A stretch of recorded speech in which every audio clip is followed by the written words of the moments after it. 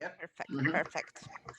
So some of you are already familiar with what our organization is doing. We're basically a nonprofit organization. Oh, I would ask my co-hosts to mute people upon entry, all right? So we could have a better sound quality. Yes? Hello? Hello?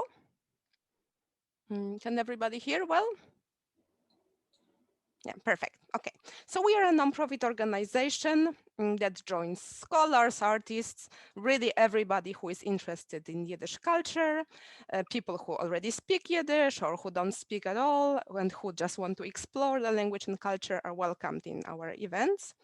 And our mission is to spread Yiddishkeit, not only preserve it, but also advance it in many ways. We provide language classes, workshops, intensive programs, all kinds of ways to engage people in Yiddish culture. But that's just the beginning of our journey. I'm sorry. Because our bigger goal is to create this immersive, shtetl-inspired community where people could enjoy Yiddishkeit in a more immersive way.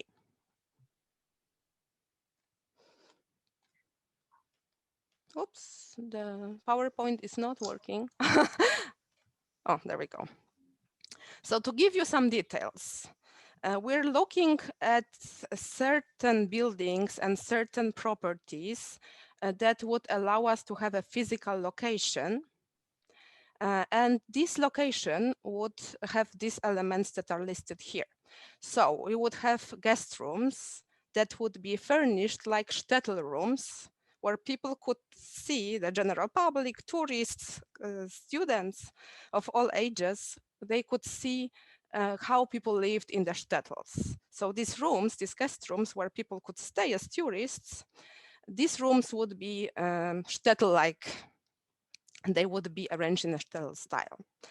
And we would offer what we offer currently, so daily language classes, weekly Shabbat celebrations, monthly events such as big productions, concert plays, all of that on that property.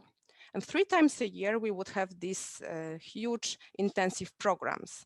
They would happen in the winter, spring, and summer. Of course, as you can imagine, people who live on the East Coast would probably enjoy very much coming to San Diego in the winter. So I imagine the winter programs of that kind would be very popular.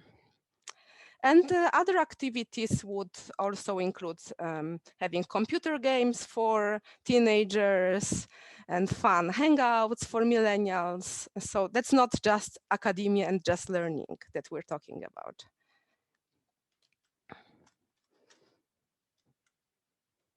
Okay, I don't know why this PowerPoint is, oh, there we go.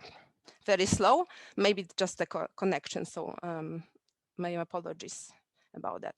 So here you see some visuals. We already located a property in San Diego that meets our criteria. And it looks like a shtetl because it was built in the 30s. So you can see some visuals here. So the whole idea about having this shtetl in San Diego is to generate interest in the local population also about the Yiddish culture, to elevate it to a certain level, not to build it on the desert so the goats could enjoy it, but to put it in some urban area where people literally walking on the street could be somehow immersed in that Yiddish culture. So it would be easily accessible to everybody. So we're trying to locate, through these attempts to locate the property, we found this one that we will show you right now. Yes. So the property we're looking at, don't laugh at me that it's so expensive. It's over $6 million, but it includes 15 bedrooms. So it's not a small place. So price per unit, as you see, it's not that that's hard to imagine that it's not, it's really not overpriced. And the building is from 1932. And the year of renovation was 2020. So the renovation happened last year. The down payment for this property would be around $3 million. And again, the Yiddish land I'm talking about, it doesn't have to happen at this property. Of course, it can get sold sooner that we can raise the money. That's not the point. Through showing you this property, we would like to demonstrate how the ideal Yiddish land would look like, potentially.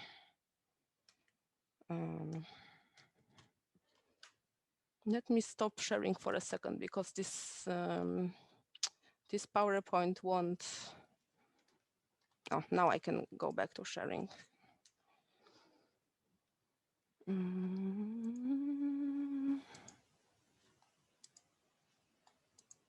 Okay.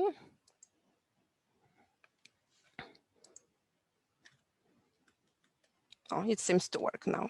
Okay. So let me show you, as you can see, the property is located right by the ocean, so it's a very desirable area. It's located in the La Jolla, so prestigious neighborhood of San Diego. It consists of 10 bungalows that are just across from the street, and the property sits on 3 panels. The walk score is 86, so extremely walkable, I already mentioned. And here you have a list of property highlights, as I mentioned, across the street from the beach. It's also very attractive because there are lots of fantastic restaurants around and other beaches one could enjoy. Some units have ocean views, patios, balconies. All of them have modern amenities, barbecue area, etc. As you see, the views are stunning, needless to say. And here we go to actual units. So you see they all are equipped, you know, how people could actually live there quite comfortably. They have refrigerators, dishwashers, everything that you need in the modern life. These are the units, how they look inside. And the address is 1020 1026 South Coast Boulevard. You can easily Google it. This is the map. So it's North San Diego where we're located. And now, how to prove that this would be sustainable once we purchase it. This is the breakdown of our costs. So we're pretending that the inn is half year empty, right? That at the first year, we don't have any experience really, and we can't keep it full whole year. We're pretending that only half a year the property is full. So this would be the income from the guest rooms. Tuition, we're talking here about the summer courses and other classes. Museum tickets, heavily discounted, this would be the total income. We already got a Hakel grant for this project. That's $9,000. Donations potentially would maybe give us 5,000. Looking at our history, that's the case. Museum memberships 2,500, and we also have a translation agency that so far brings around $500 per year. So the total is $456,100. That's the income. And the expenses are, as you see, property expenses, planning. This all goes to total 322, 920. It's probably too boring to go through, so I'll skip it. I just want to show you that this is totally doable, even if the inn stays empty for half a year. That's the whole point of getting through this. And this is the breakdown. If somebody wants to know what all these property expenses represent, that's the breakdown. So how can you help? We're now looking not only for donations, but also for people who want to join this Yiddishland committee. So if you think like this is an attractive project that you would love to be a part of, we're looking for people who would help us make further decisions on this project, to join the committee and to help us spread the word and get other people excited about the project. So basically this first meeting that we are organizing today, that's the main goal, to create such a committee that could help us make this plan a reality. And even if we don't get this property I just showed you, that gives you some visuals to think of the larger goal we have in our organization. But today, actually, we are opening our fundraising month. And these are the perks that people would get in case somebody has the means to support us. You can see that we have very discounted memberships that we start offering today. So for the first 20 people who sign up for this, we have big discounts for our memberships. And of course, everybody gets the tax deductible donation. And for people who donate $2,000 or more, their name will be featured on donors plug. Sorry, in the times of plague, in our future physical location. So just a disclaimer: in case we absolutely don't reach this huge goal, we still want to have a physical location, because our organization is so heavily focused on theater and on performance. You can't do it all on Zoom.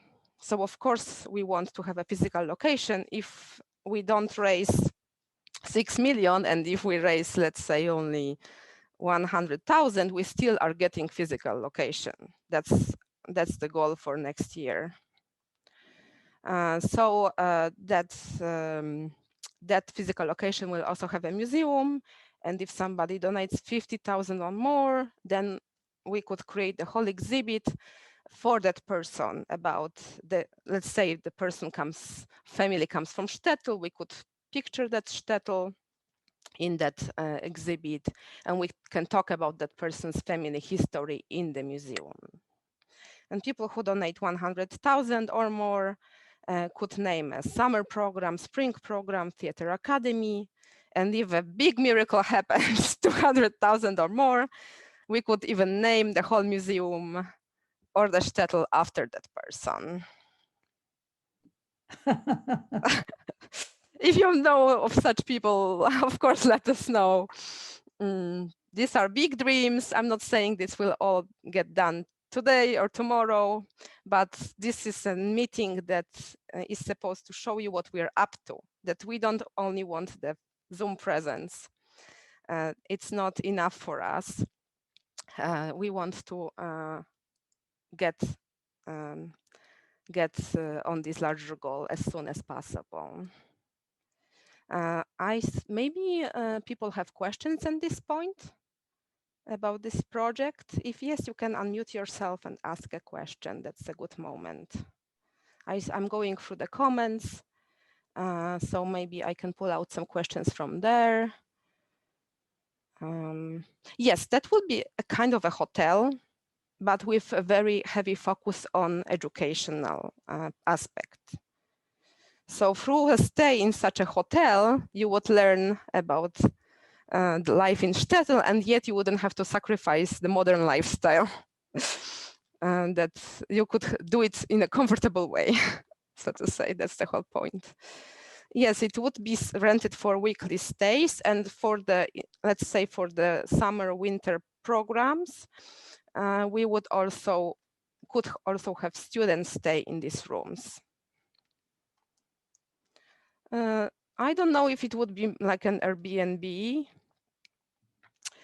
Yeah, it's the best way to say what it is. It's mixed usage community. That's the best way to describe it. It's not just a hotel. It's not just a museum. It's mixed usage. Oh, to tell us more about the museum, of course. The museum we already started getting some objects for the museum. So we have a lot of things to what we could present to the public. For instance, we have old Yiddish letters that were written in California. We also have very interesting textbooks that were used in Yiddish schools in Mexico and in California. So we have a lot to show to people. It would present the history of Yiddish in California and also globally. That's the mission of the museum.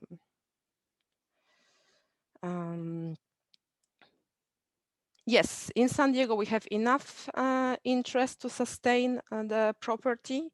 This is a very unique place because we have Yiddish speakers who come from Mexico City, who come from Russia, and from New York. Right now, with the pandemic, a lot of New Yorkers moved here. So we definitely have Yiddish speakers. They don't necessarily get enough attention because somehow they get overlooked. But this is one of our purposes. Our organizations want to highlight these people. Lots of them are Holocaust survivors, and they complain that they can't, spread their Yiddish with anybody. We want to give them that channel.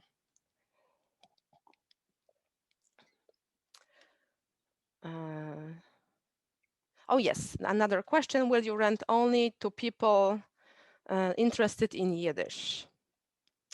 And this, as I said at the beginning of the presentation, this project is for people who have any level of interest in Yiddish. It doesn't have to be the language itself, it can be the lifestyle, it can be the culture, broadly speaking.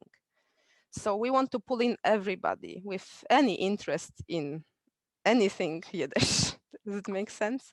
Of course, language is an integral part of it, but it's not only the language. Will kashrut be maintained? We are not doing that. That would raise the cost so much. We will have catering. So there will not be any kitchen or restaurant at the property. We can have a dining club. We already discussed it with the lawyers, accountants, the whole team. Architect is on our team also. And I think the best way is to have catered food. That the way we don't have to deal with all these complicated issues. Yes, of course, we would like to get other California Yiddish organizations interested and collaborating with us. And that's exactly where we need this committee, Yiddishland committee's help, because all of us are already extremely busy with our projects. So we would like to have this separate committee for Yiddishland, where people could help us reach other organizations and reach other people who are interested in the project. The cost of stay for night would really depend on how much money we raise and what's our debt at the end of the day. But I have this ideal in my head that we could potentially ask universities to offer discounts for students. So let's say UCSD students would want to take a part in these summer programs, a part of the scholarship that the universities would provide for them, which they do. Lots of universities provide summer support for students. They would also cover the cost of these guest rooms, and we want to do it in such a way that we have modest accommodations, dorm style, that are more affordable. I would say 100 per night maximum, and a fancy 2-bedroom suite that could be $350. So we would have this breakdown of costs, so everybody could potentially afford a stay in Yiddishland. I have to tell you that in that area, the cheapest rooms in hotels are $350 because that's one of the most fancy places you can possibly think of in San Diego to have a shtetl in. Yes, exactly. And if you're not interested in Yiddish at all, you will be after you stay with us. That's exactly That's exactly the idea that we have in our head. Um, why San Diego? Why the fanciest part of San Diego? There are many ways to answer this question, but maybe I can answer through my PhD thesis. So I'm writing now my dissertation on the history of Yiddish theater, and I'm analyzing this Yiddish theater that survived for the longest time in history, this Yiddish theater of Warsaw. And how did the whole history of the theater start? It started, I claim in my dissertation, in 1913, when Abraham Kamiński, the father of Ida Kamińska, moved Yiddish theater from far, far away suburbs, from the ghetto area of Warsaw, from the Jewish district, to the center. And that helped so much to attract other people to the culture that the theater is still there, one way or another. I think that's the best way to explain it. Location is crucial. If we build it somewhere on the desert, only goats will come and maybe 10 dedicated students. If we build in a good location, we will attract more people. I'm sure about that. Maybe we'll get Moses if we go to the desert. That's right. Or it's spirit of Moses. That's right. Don't you agree with me? The way I think that's the way. Moses didn't speak Yiddish. That's why he needs to come. That's why he needs to come. Exactly. A good learning opportunity. Exactly. Exactly. Yes. So location, location, location. I agree with that. I think this is a perfect spot for Yiddishland potentially. And why San Diego? Another explanation is, okay, why not Poland? Let's say Poland already has shtetls. Of course, not necessarily Jews live there, but if you want to know how shtetl looks like, you travel to Poland, you see it. This architecture is still there, but you can't see it on the West Coast. And there is no big institution with a building that promotes Yiddish on the West Coast. So we definitely need that, and we want to become that center. There are, but no buildings, no, nothing like Yiddishland.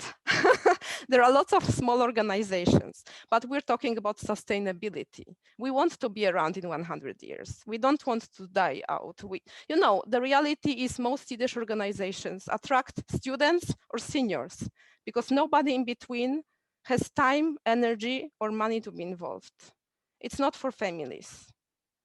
And we want to have these families because we need Yiddish speaking kids. And my dream is that I wake up and I hear kids playing Yiddish. How can we reach that goal if we don't have a physical space? That won't happen. We can start charter schools in the United States where they teach Yiddish culture. American Yes. Indians are doing that, trying to Yes. preserve their native language. And we could promote something like that where the charter schools paid for by the state. So it's not a private school tuition. Families could afford it. And one of the things is teaching Yiddish.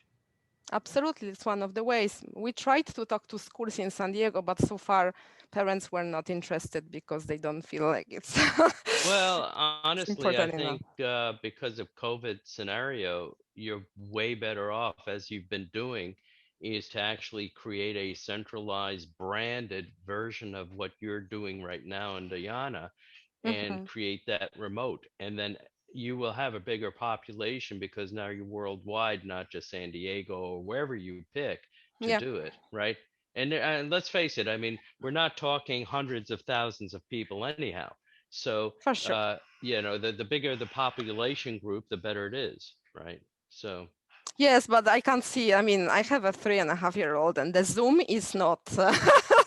That's not the best way. well, because we need to figure that out. That's all I'm saying. But yes, I am saying you can have physicality, right? But at the end of the day, it's such a small population overall that you know to have a school go, there's got to be some break point. I don't know if you need 20, 30, 40, or 50 students, right? There's got to be a break point to it. So Yes, yes, It's all yes. good. I mean, it's all good, but yeah.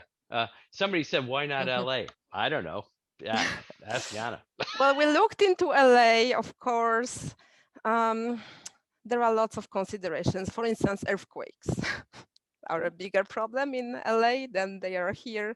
Wildfires, and also there is, well, first of all, there are two choices. Either we buy land and build on that land, or we just get, like, we already have a shtetl right here standing and it's empty. You know what I'm saying? I walked there with my husband maybe a year ago, and I was like, oh, a shtetl right by the ocean in San Diego. These buildings already look like a shtetl, and now they are abandoned and available for purchase. So I think that's way easier to just move in there potentially than to start with, you know, buying land, getting the architects permits, all of that.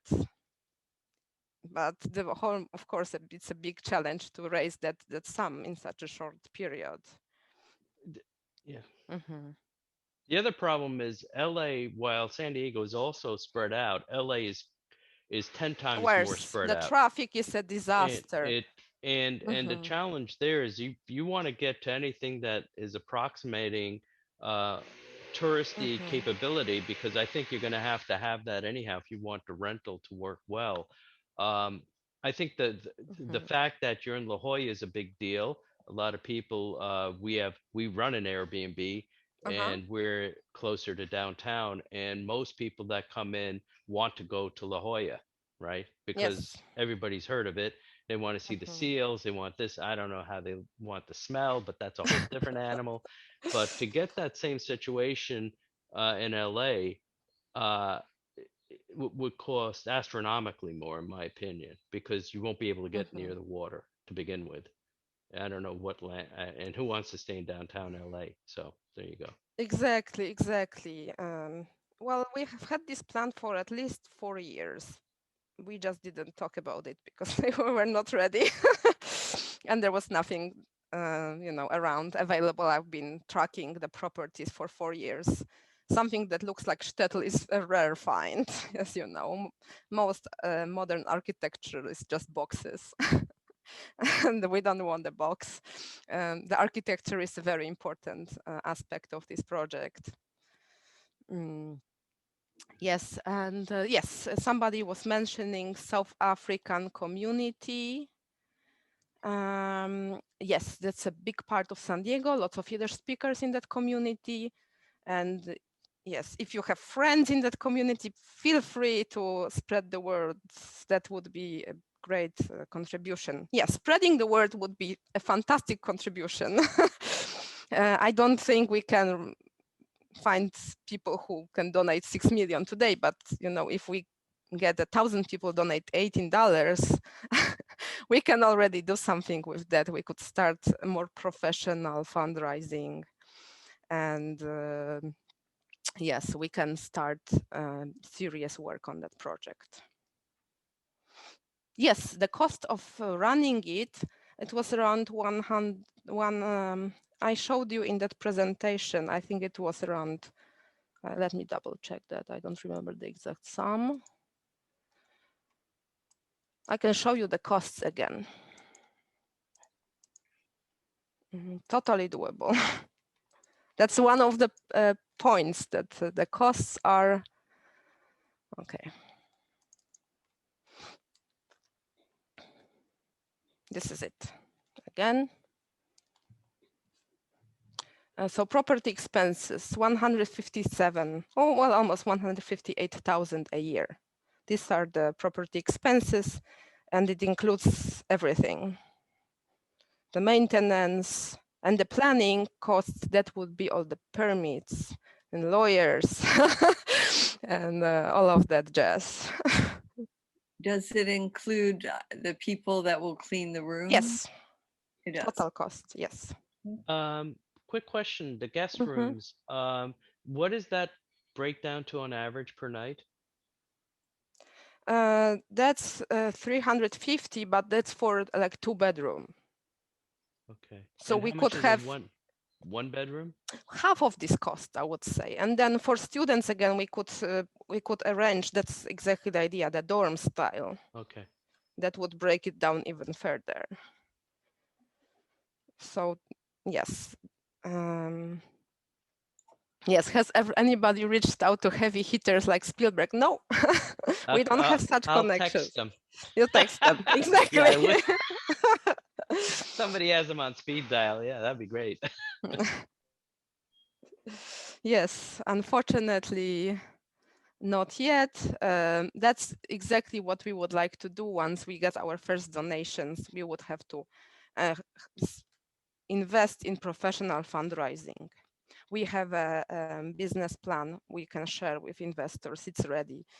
Soon we're gonna have it even in different languages. So we're planning to have it in Russian and in Hebrew and in English. So we could reach more investors. We have everything other than the property itself.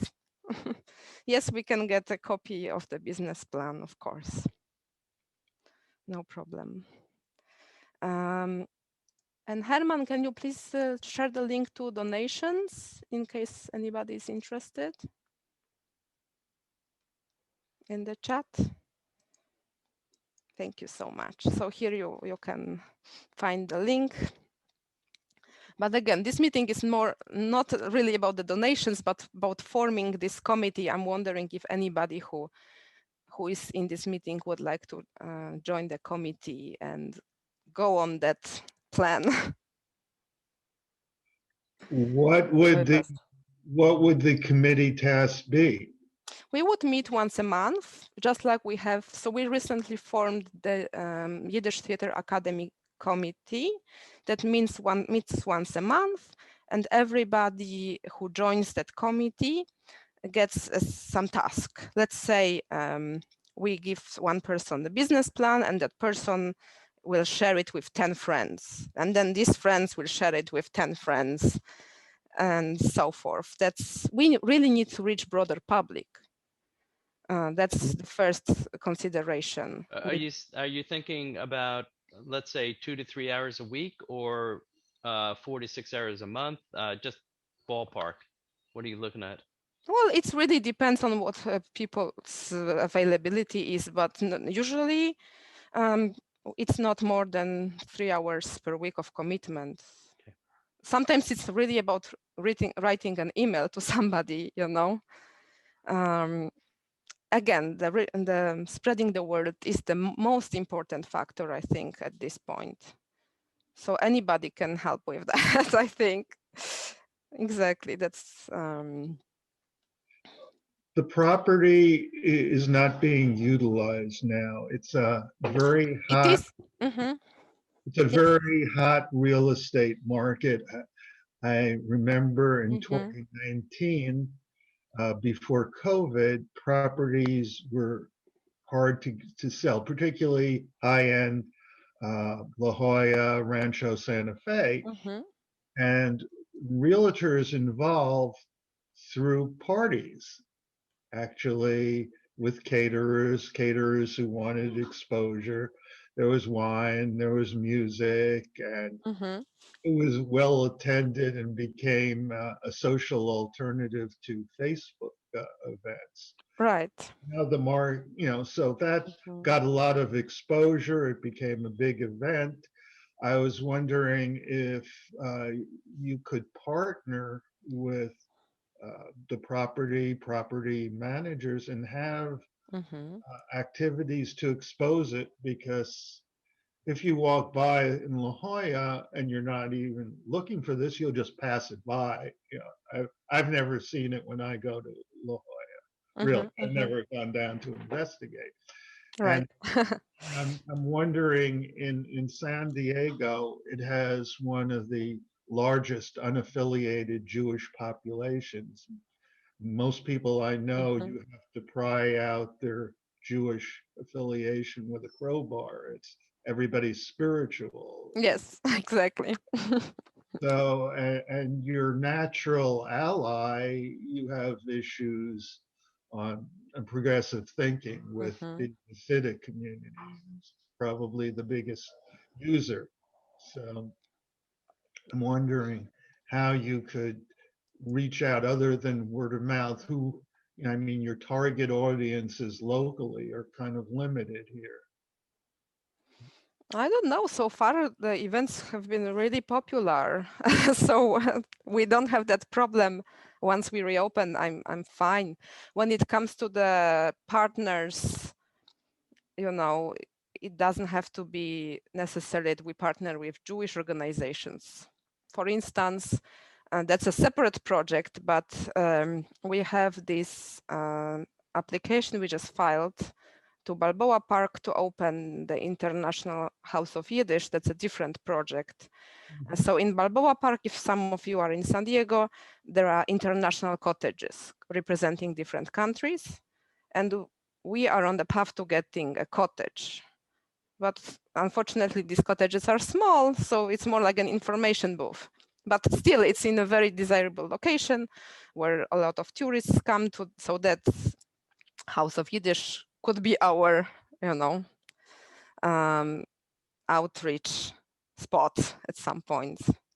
So we partner with a lot of organizations, not necessarily Jewish ones. Mhm. But San Diego has around 90% of San Diego Jews are unaffiliated, and they are looking for entertainment that is not based in shuls, Right. There is not much for them. There are 2 Jewish festivals during the year, the Arts Festival and the Film Festival. And other than that, not much is happening in the secular Jewish life here. The secular Jewish life among people I know, which are primarily Facebook crowd, the big interests are alcohol, We free cannot provide that. alcohol, free food, and an opportunity to connect with members of the opposite sex. Those are the 3 primary interests of the secular Yes, Jewish. of course, and we're happy to make shidduchim. Why not? or depending on what their gender orientation and sexual orientation is, members of the same or whatever gender. Yeah. Yes, it doesn't matter what gender. They just want those Especially 3 here on the West Coast, you can't say. Any more general, we just can't make generalizations. YAAANA, Right. Yes. YAAANA, I was thinking if you would be interested in speaking in our Yiddish club. I am a part For of the sure. officials Yiddish club. We have about 50 people coming every week to the meetings, and they are Perfect. from all over the United States and outside. So Yes. if you're interested in spreading the word, I think that could be helpful. Absolutely. We welcome all the invitations for such. Yes. Thank you so much. I'll write you an email. Perfect. Yes, yes. I'll write here my email address. And if anybody wants to join the committee or get involved in any other way, you see, if we make it an international effort, then we can definitely make it happen. If we make it a local effort, it will never happen. We have to really work with the whole world on that, not just with San Diego community, because that would be for the whole world. That would not just be for San Diego. I think the Yiddish clubs are a good source because people come there to hear a Yiddish word and they have friends all over. Exactly. And I know at least of 3, our club, Officials Yiddish Club, Houston Yiddish Winkel, and Yiddish Alive, which you know about. Yes, yes, yes. So there you go. You could be our outreach person. Yeah. I'm an immigrant. I'm not well connected. I'm not well connected at all. And that's the problem, I need to reach out to people who have more connections. So yeah, that's definitely the biggest element of the committee meetings, the reaching out to all kinds of folks.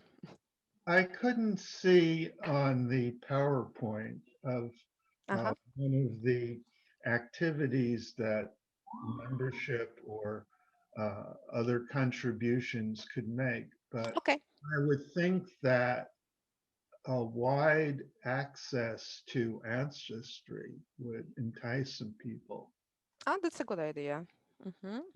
I mean, this would be a way for people to contribute monetarily without a big investment or commitment. And I know Mhm. a lot of people have mysteries in the family, people showing up, no one has known about them or whatever. And that would be interesting to have that kind of easy access to uh, ancestry and some kind of database material on what happened, and, where these people came from. And often it contradicts, the, I guess, word of mouth legends that people go by their origins. So I was just thinking that Mhm. that could attract people as a sidelight to find out their family history easily. Oh, for sure, that's a good idea. I wrote it down. Oh, we get so many. I get so many private messages here. I think it's easier if you unmute and ask a question because there is a balagan here in the chat. So you have an urgent question, then ask, please. Your events on Fay Street, is there any kind of parking, or is that street parking, catch as catch can? Oh, in our current location, there is street parking, yes. And if we do events now, they are all outside, outdoors. Well, I'd be, one of my concerns would be at, during rush hour, like Fridays, might be very difficult, particularly, I'm in North Park, to come to La Jolla, hit the traffic and then struggle to get parking. So that No, would, there is parking. There is parking. okay, good to, So wait, that's really a very critical point. You have allocated spots outside that are specifically for this unit, and you can keep other people from parking there. You're talking, what are you talking about, our current location or the dream location? Because I think the question was about our current location or Fay Avenue. Oh, I'm On Fay confused. Avenue, where we are now, there is street parking. The dream location, the Yiddishland, there is parking across the street that the property was partnering with. And the cost of that parking was included in the PowerPoint I showed you. So there is parking there. And we would also partner with, well, we have this idea of a balegule.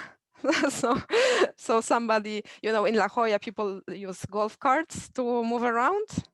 It's kind of cute. And we could have somebody who operates the golf carts and brings people from different kinds of La Jolla to the Yiddishland. If we, that would be a golf cart solution. Uber. Yes, exactly. I love it. I've never seen it anywhere else that people use the golf carts to move around La Jolla. It's very nice. So that's one of the ways. Google has bicycles. They get from one building to another. They have public bicycles colored in the same colors as their logo. That works too. Yeah. It would be nice to have horses, but maybe not too realistic. Right. We could have goats. We could, and peacocks also.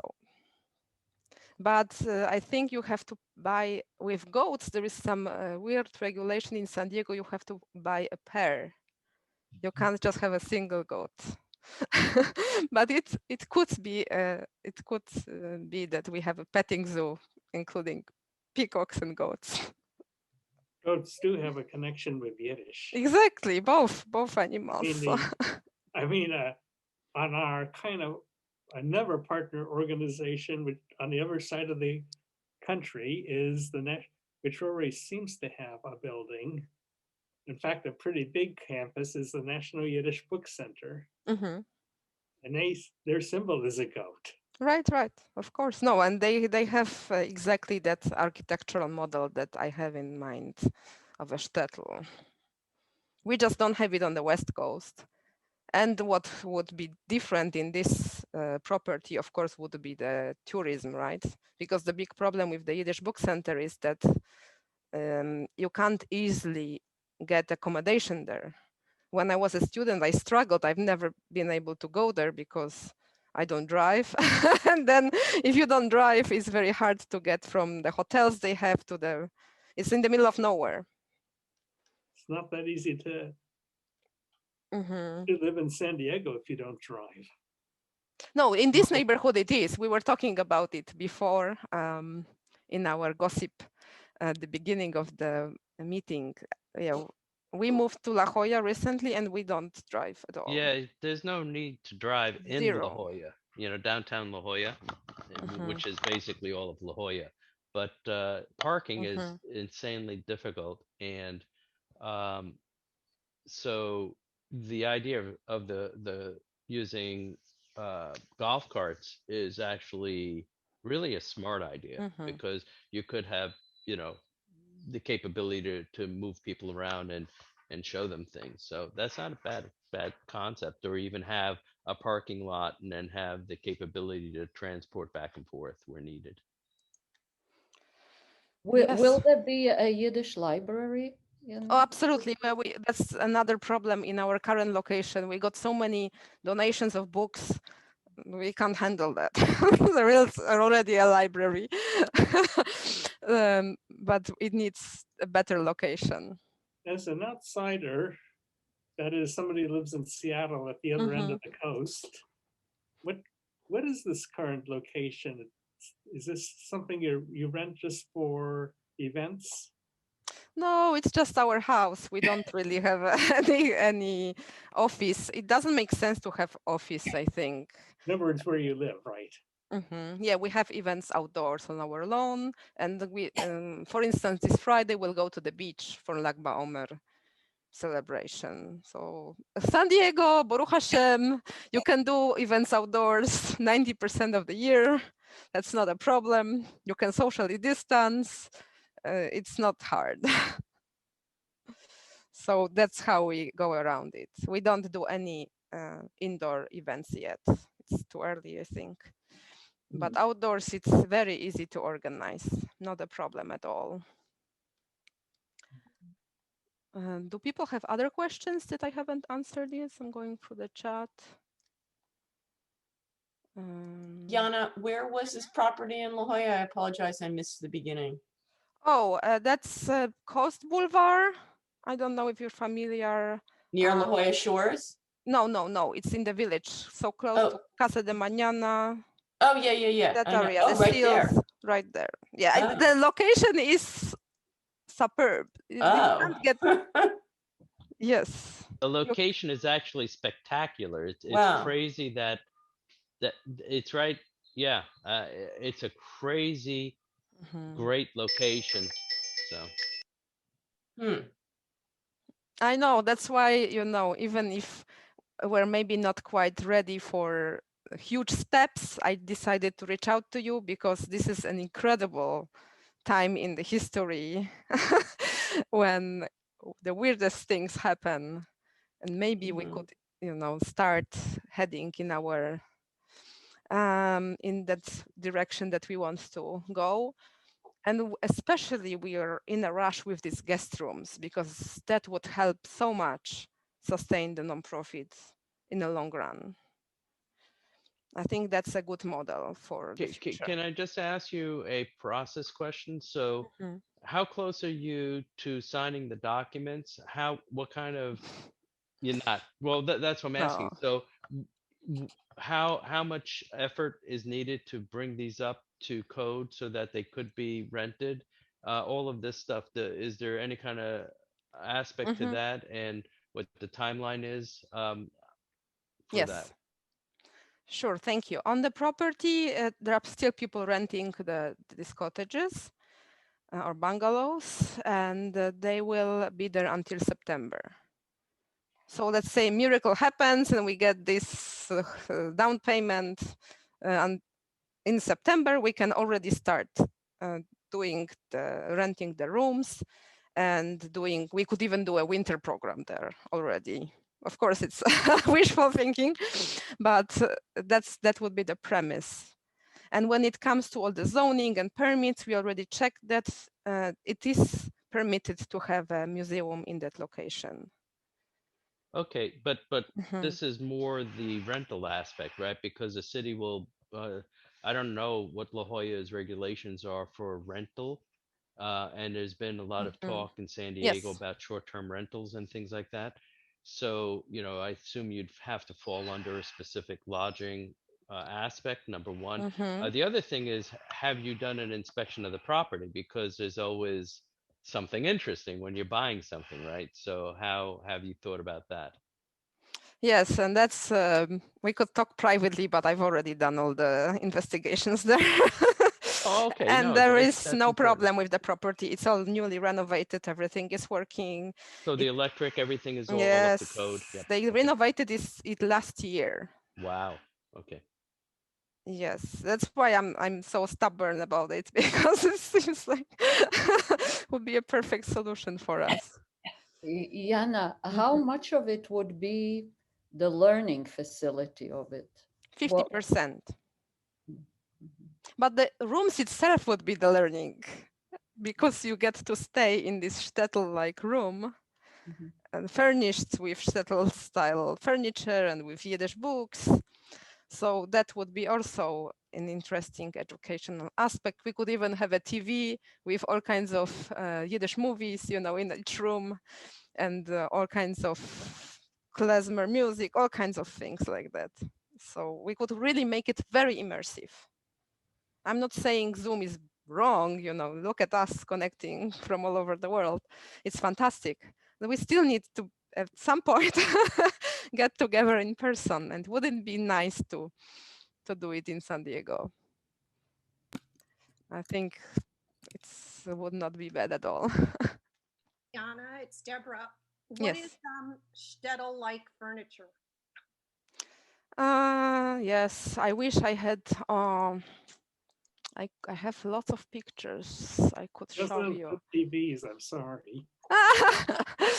Well, you can hide it you can hide it somewhere, just like the Hasidim do sometimes. You can For that matter.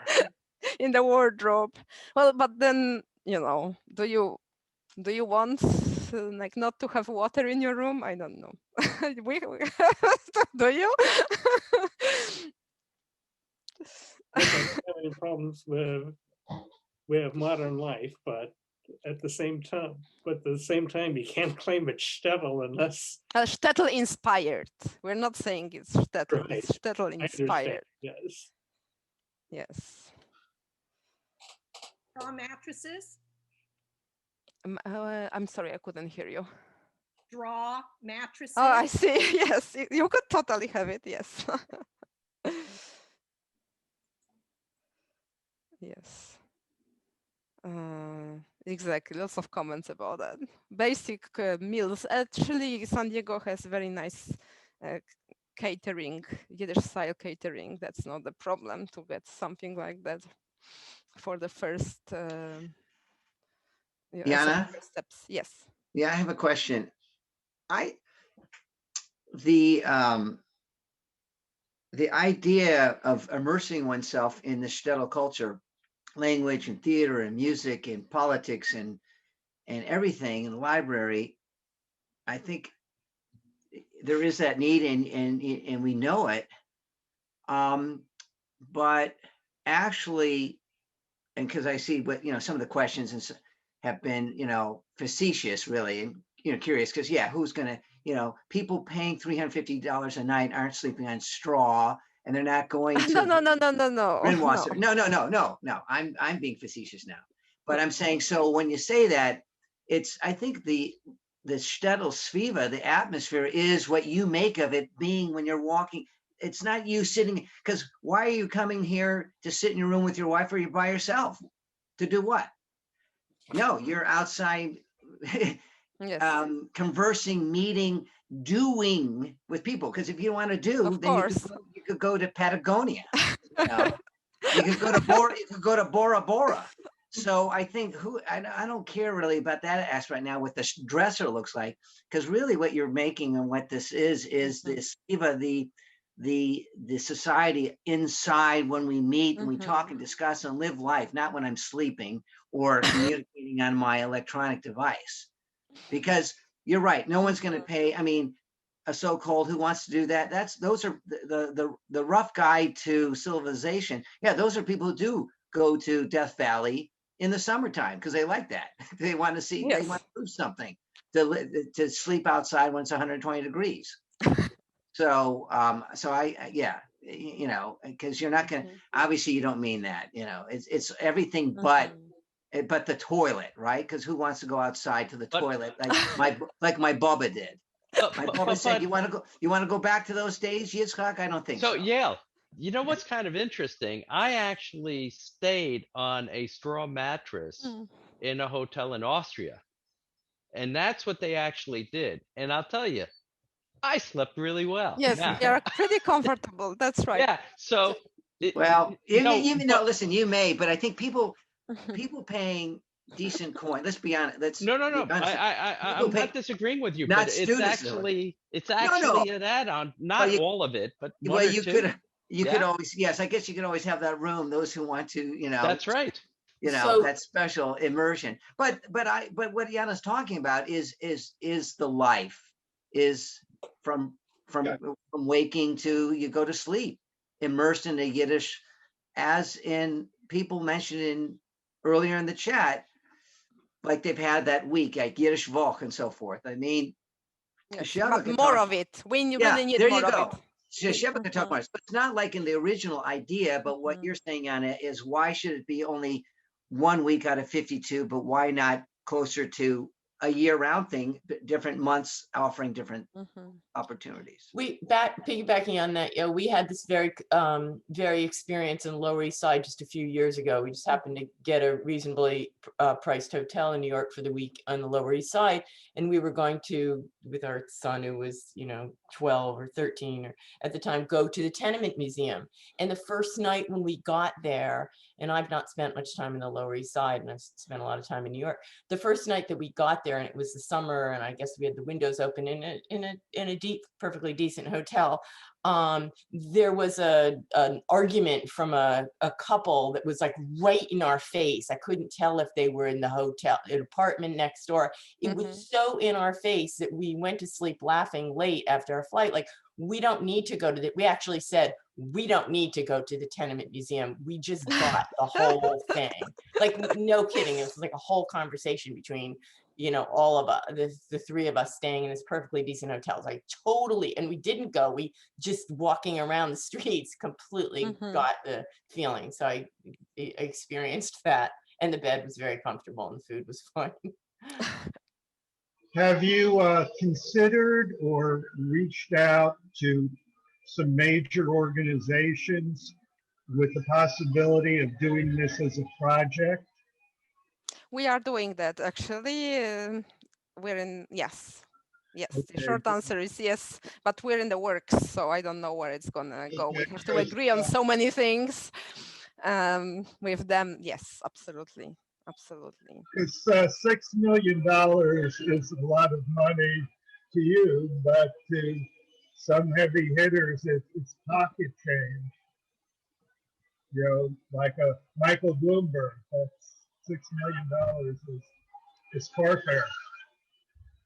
I know, but people have to learn about this project. First of all, they have to realize this is in the works. And this is what we're working on currently. Okay. So you have to shut down because there's a vacuum cleaner going in the background. No problem. Thank you. Yes. Does anybody have any more questions? Well, it's been an hour, so I don't want to keep you longer. But thank you so much for joining. And yeah, let's be in touch. I can put my email again in the chat.